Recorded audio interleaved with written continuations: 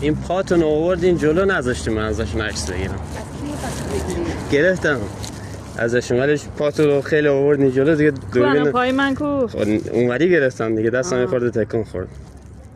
چه قشنگ. از چی عکس گرفتی؟ شکار لحظه ها. آره شکار لحظه ها بودم. از اینش قشنگ شد. حالتی ازت گرفتم ولی واقعا اینو بهت نمیدم. از جفت تو. اینم چیه؟ آخه نگاه کن. جست نگاه کن. منو چه؟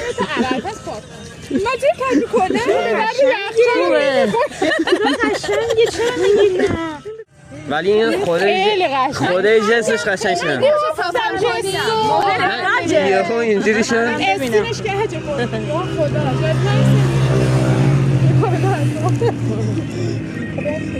ببین اینش قشنگ شد. آره همه جا کج نیستی. آره دیگه همه جا کج این خوب شد دیگه. این خیلی به خدا اصلا هر چی گرفته قشنگه. قشنگ که هسته. این کجایی برادر؟ اینو ببین. خیلی قشنگ. اصالتا اهل کجایی؟ من سبزوار. من گفتم مشهد یاد باشی. ولی این بی هوا بوده. این بی هوا قشنگه.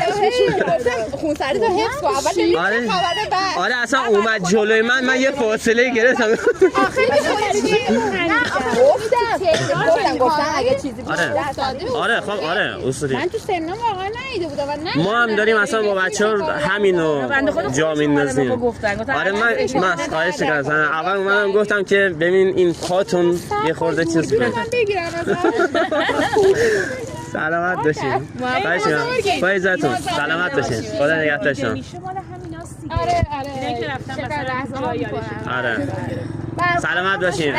آشنایتون خوشحال شدم. سلامت باشین. خدا نگهدارتون. خداحافظ. سلامت باشین. خدا نگهدار.